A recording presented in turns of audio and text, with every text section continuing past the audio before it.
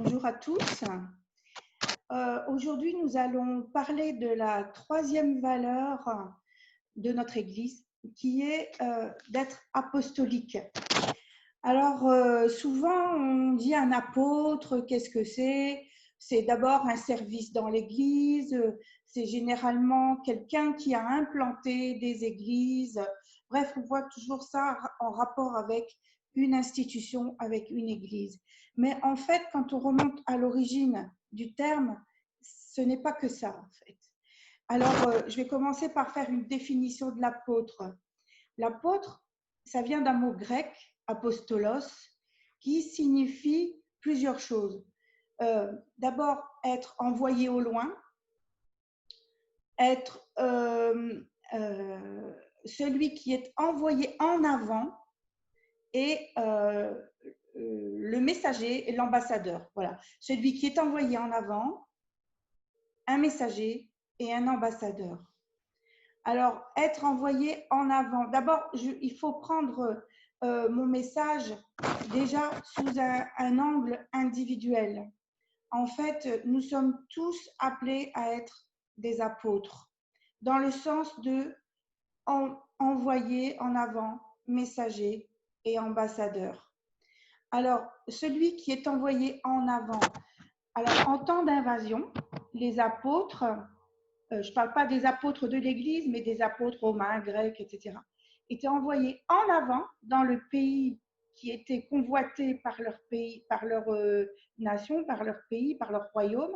Ils étaient envoyés en avant pour infiltrer la population, pour vivre avec la population et diffuser la culture du royaume qui les envoie, celui qui veut prendre possession du pays. Alors, ils vont donc s'installer dans le pays et ils vont transmettre les idées et les valeurs du royaume qui les envoie. Pour nous, il faut le prendre spirituellement de cette façon-là aussi. Nous sommes appelés à être des apôtres envoyés en avant dans un certain territoire, celui que Dieu fixe pour nous.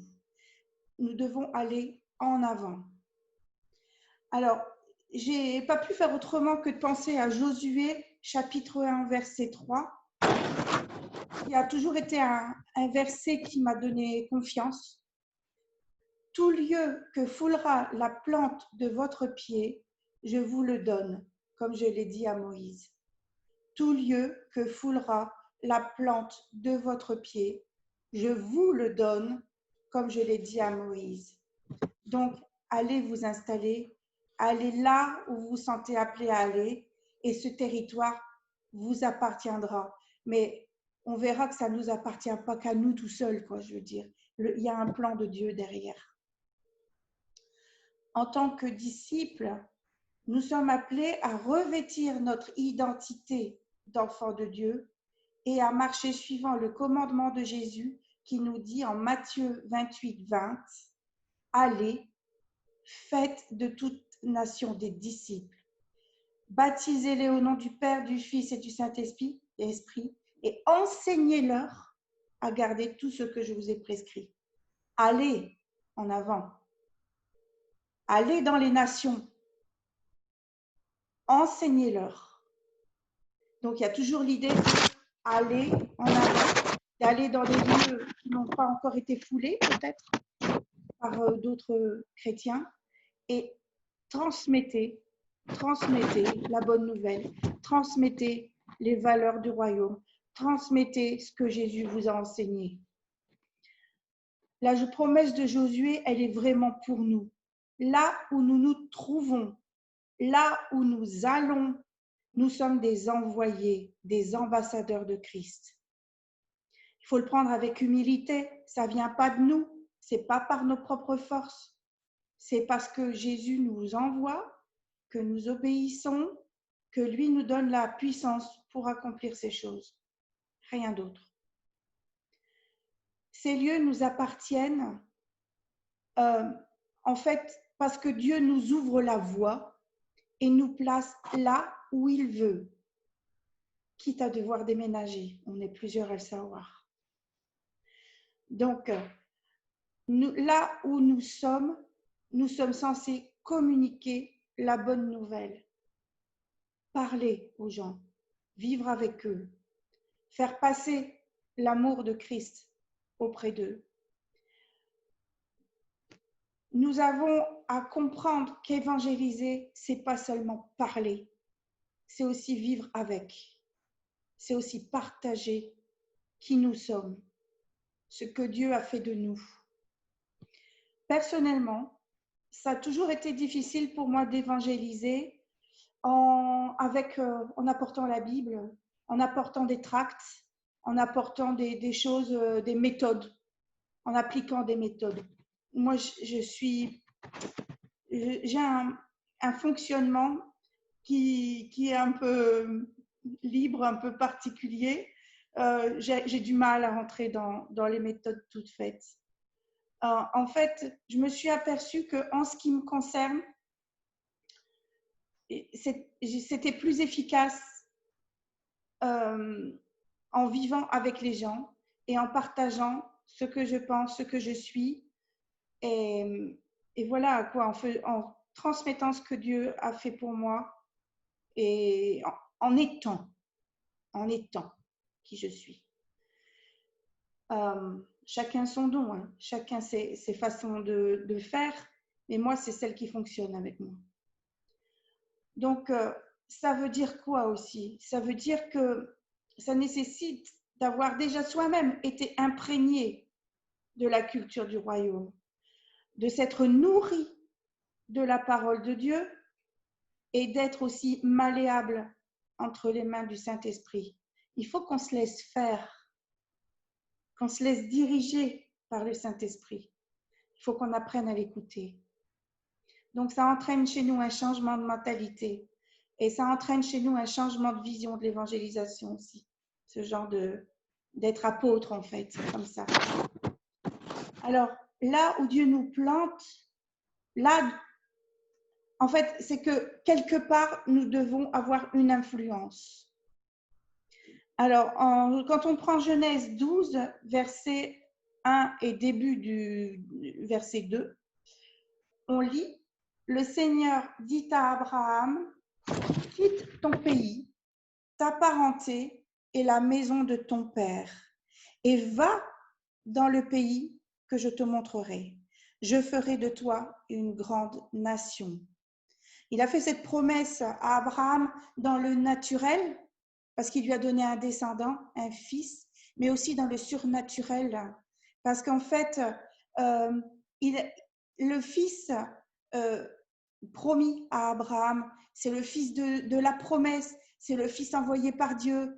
Et de génération en génération, il y aura cette impulsion de départ de Dieu, voilà, c'est Dieu qui a promis, c'est Dieu qui a fait. Et en fait, nous, c'est la même chose.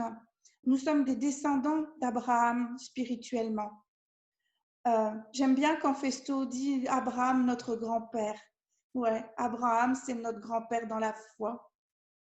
Il y a la foi qui entre en jeu là aussi. Il faut avoir la foi de quitter son pays, de dire ok, Dieu, papa, c'est toi le chef. C'est toi qui sais ce qui me convient le mieux. C'est toi qui dis va là-bas, va en avant. Donc ok, je vais quitter ma zone de confort. Je vais quitter le pays où j'ai vécu, où j'ai grandi. Je vais quitter là où j'ai l'habitude d'être et je vais aller là où tu me dis d'aller. Ça ne se fait pas toujours du jour au lendemain, mais il arrive un moment où pour être là où on sera bien et pour être dans le plan de Dieu, mais celui qui nous convient vraiment, là où on trouvera vraiment notre raison d'être et notre bonheur, il faut accepter quelquefois de couper ses anciennes racines pour aller de l'avant. Donc va, quitte ton pays, ta parenté et la maison de ton père, c'est-à-dire quitte tes proches, quitte ton environnement habituel et va là où je te montrerai. Je ferai de toi une grande nation. Une grande nation, c'est tout simplement, spirituellement, c'est avoir des fils et des filles spirituels.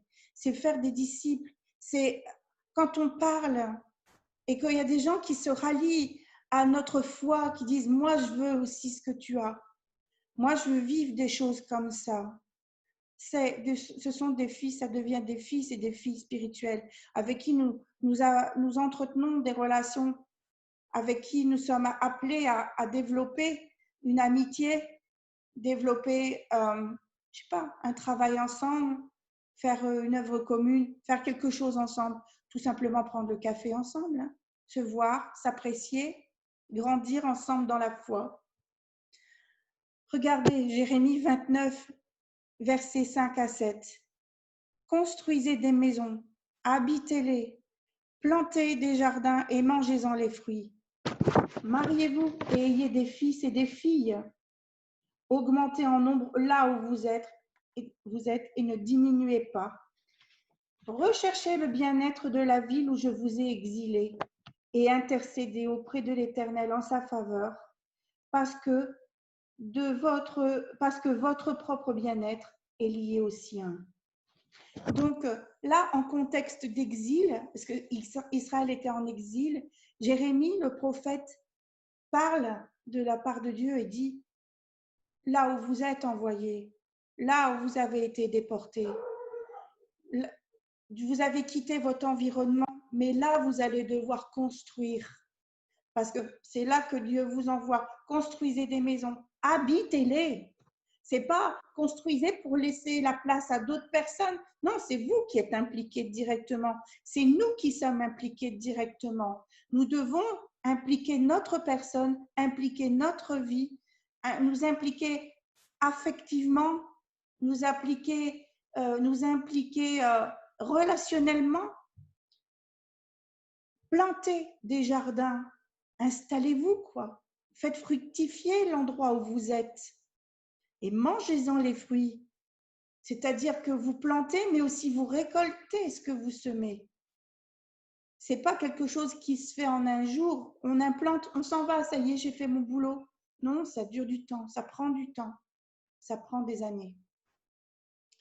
Mariez-vous, ayez des fils et des filles. On revient toujours spirituellement aux fils et filles spirituels. Faites des bébés spirituels. Augmentez en nombre là où vous êtes et ne diminuez pas. Augmentez en nombre, je vous fais remarquer que ça rejoint Matthieu 28 dont on a parlé tout à l'heure.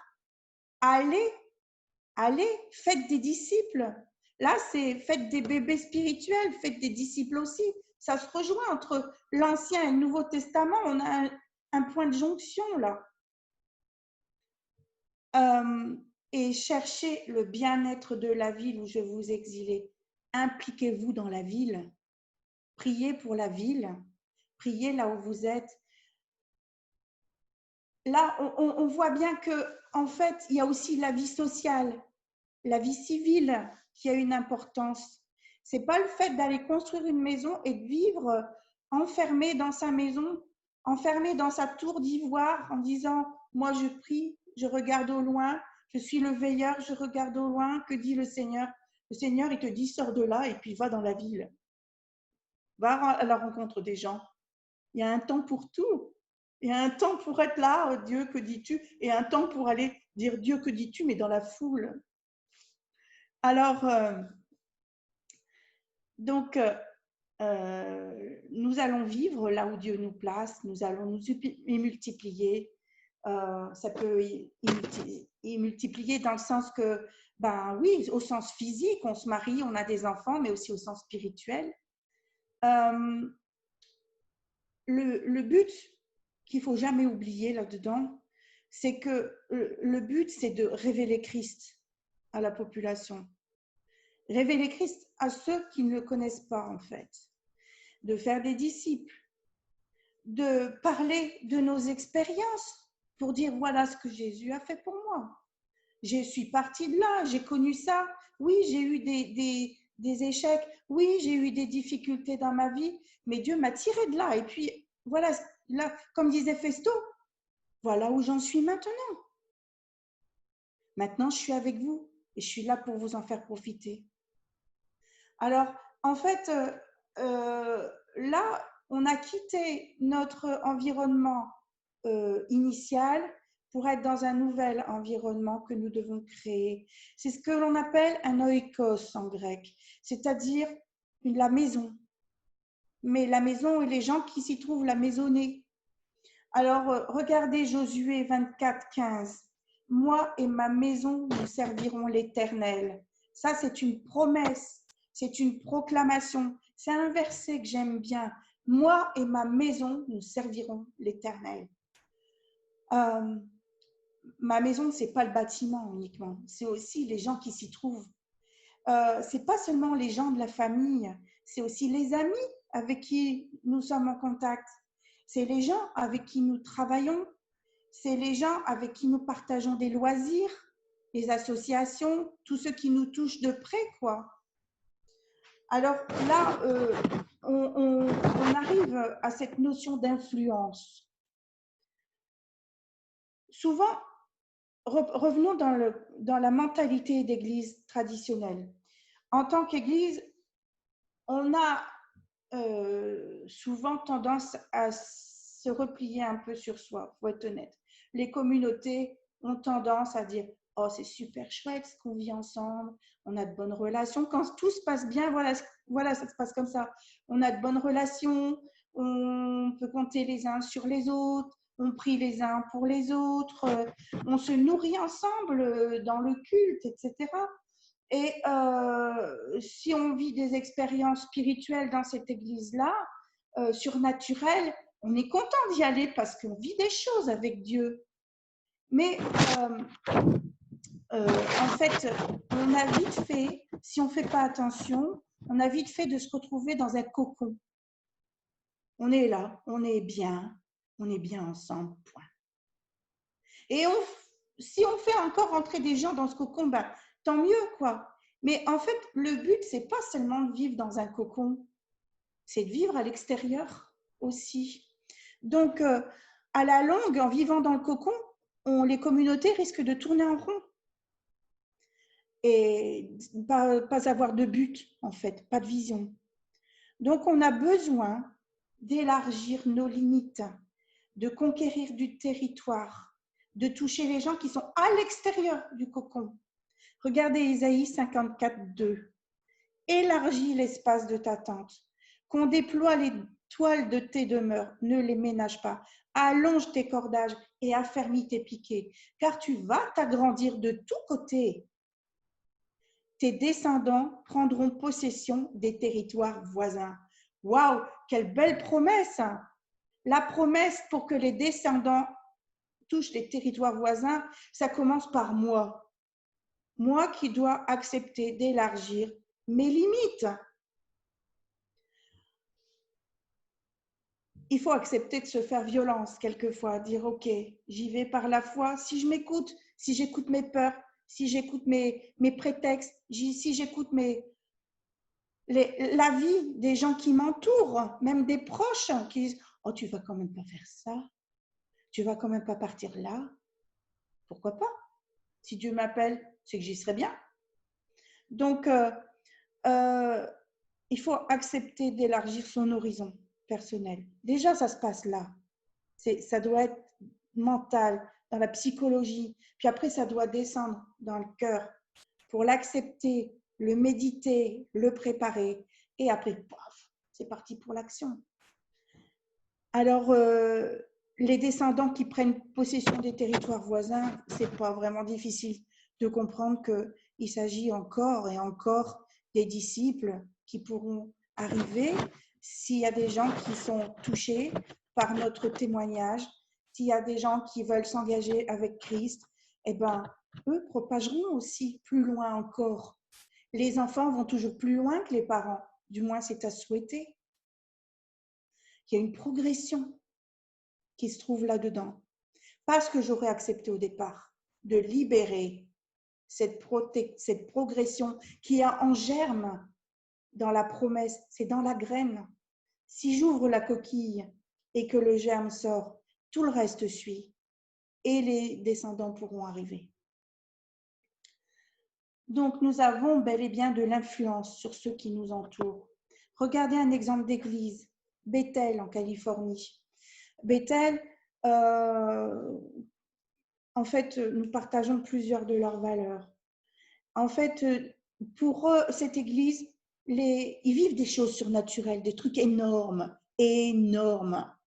Des guérisons, des signes magnifiques. Il y a eu des paillettes d'or qui tombaient. J'ai vu des vidéos avec ça. Pendant qu'ils chantaient Notre Père, il y avait une pluie de paillettes d'or. Mais c'est dingue, quoi. C'est dingue. C'est dingue. Humainement, ça nous dépasse. Eh bien, ces gens-là pouvaient très bien vivre dans leur cocon, dans leur sphère, et dire « Oh, venez dans notre sphère, c'est trop bien, on est bien. » Non, non, non, c'est pas tout. En fait, ils sont aussi appelés. Il y a des gens qui vont en formation, il y a des jeunes ou moins jeunes qui vont en formation pendant 1 an ou plus, ou 6 mois, enfin, ils vont en formation là-bas pour se former à l'école du surnaturel. Mais le surnaturel, ce n'est pas uniquement sur son nuage, ce n'est pas dans sa tour d'ivoire.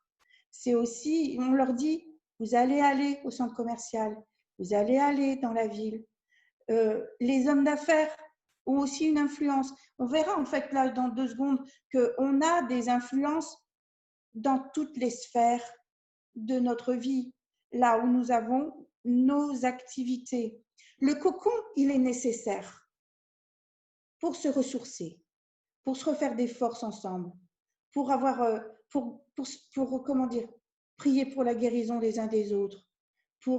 C'est pas seulement la guérison physique, hein, mais c'est quand quelqu'un a été déçu, a eu un échec, quelque chose, on a besoin les uns des autres pour se renforcer, se soutenir, voilà, pour s'enrichir. On a besoin du cocon, mais on a besoin de vivre en dehors du cocon. Donc, la vision de cette Église Bethel, donc d'encourager les chrétiens à avoir une influence dans différents domaines, les différents domaines de leur vie. La vie de famille, avec le conjoint et les enfants, bien sûr. Savoir transmettre à ses enfants, c'est fondamental. C'est la base de la société, la famille. Le couple d'abord et la famille avec les enfants. Ensuite, avoir une influence dans son propre travail, avec ses collègues. Avoir une influence dans la vie sociale, dans les clubs, associations, etc. La vie politique. Si un chrétien veut se porter aux élections municipales, alléluia, il va transmettre dans sa commune des valeurs qui sont excellentes et qui sont bénéfiques pour tous. Ça peut être aussi s'impliquer dans la politique, tout en gardant son intégrité et en restant qui on est. C'est pas toujours facile, hein. Ça peut être dans les affaires, dans le business. Là aussi, ça relève de défis quelquefois. Donc, notre oikos, notre maisonnée, c'est ça, c'est toutes ces sphères là où nous sommes, où nous touchons d'autres gens, etc. Nos sphères d'influence. Partout où nous y allons avec qui nous sommes, tout naturellement. Et si cela interpelle les gens de nous voir tels qu'on est, on ne réagit pas toujours comme eux dans certaines situations. Ça va les interpeller. Pourquoi tu te moques pas avec nous d'un tel? Pourtant, tu vois pas, il est nul. Tu vois pas, oh, elle est ridicule, elle est habillée comme ça. Enfin, n'importe quoi, je dis n'importe quoi. Ou alors, faire des plaisanteries quelquefois bien déplacées. Je ne veux pas dire qu'on est tous des saints, hein, dans le sens où on est des saints, mais on n'est pas parfaits. Nous ne sommes pas parfaits. Nous avons nos défauts, nous commettons des péchés. Même si on demande pardon au Seigneur, on n'est quand même pas Dieu, hein, on n'est pas parfait. Donc, on essaye d'avoir une attitude qui fait la différence. C'est ça en fait, on est appelé à faire la différence. Pas la différence pour se glorifier soi-même, mais pour glorifier Dieu toujours. C'est la finalité. Et la finalité, c'est toujours faire connaître Christ. Je réagis comme ça parce que je connais Christ et qu'il a changé ma vie. Je donne des exemples dans le monde associatif. Dernièrement, j'ai été interpellée par le cas d'une dame qui est gravement malade et régulièrement, je prenais de ses nouvelles. Et là, je dis, bon, alors, t'en es où maintenant? Elle dit, ben non, ma santé s'est complètement dégradée. Enfin, ça envahit tout mon corps. Donc, et elle a commencé à vider son cœur, etc. Là, j'ai dit, Seigneur, il faut faire quelque chose. Là, je ne peux pas m'en aller en disant salut, au revoir, je pense à toi, quoi. Je prierai pour toi. Mais je lui ai dit, est-ce que tu es croyante? Elle me dit, je l'ai été, mais j'y suis plus. Est-ce que tu accepterais que je prie pour toi? Et on a prié, j'étais avec Robert, on a prié pour elle. Et il s'est passé des choses. Cette femme a ouvert son cœur. Cette femme, je ne sais pas la suite. La suite ne m'appartient pas. Ça appartient à Dieu. J'ai simplement essayé de faire passer l'amour de Dieu. Elle a eu besoin d'un câlin, j'ai donné un câlin. Ce n'est pas un problème. Il faut savoir donner aussi de sa personne comme ça. Vous voyez, quand une personne vous dit « je suis mal, écoute-moi », on l'écoute. Alors, pour résumer, être apôtre, c'est vraiment être envoyé en avant. Communiquer les valeurs du royaume de Dieu que nous représentons. Le but étant toujours la gloire de Dieu et communiquer la bonne nouvelle de Jésus-Christ. Communiquer en disant ce que Jésus a fait dans ma vie, dans nos vies. Et en conséquence, il y a des gens qui voudront s'engager, faire des disciples, les nourrir, les renforcer, leur apporter ce dont ils ont besoin. Et pourquoi pas, par voie de conséquence, pourquoi pas, il y aura peut-être une implantation de nouvelles communautés de croyants là où nous sommes. Ce serait la suite logique de la croissance. Les bébés voulant s'engager, et s'il y en a de plus en plus, c'est normal que le royaume s'agrandisse. C'est le but aussi de Jésus qui nous a dit, allez, faites des disciples. C'est quand même pour agrandir le royaume. C'est pour donner la chance aux gens qui ne le connaissent pas d'être sauvés. Donc, vous comprenez que là, ce qu'on est en train de partager en ce moment, ce sont les différentes valeurs qui motivent notre Église, qui nous motivent à aller de l'avant dans notre Église. Et c'est ce que je voulais vous partager aujourd'hui, en fait. Je vous remercie.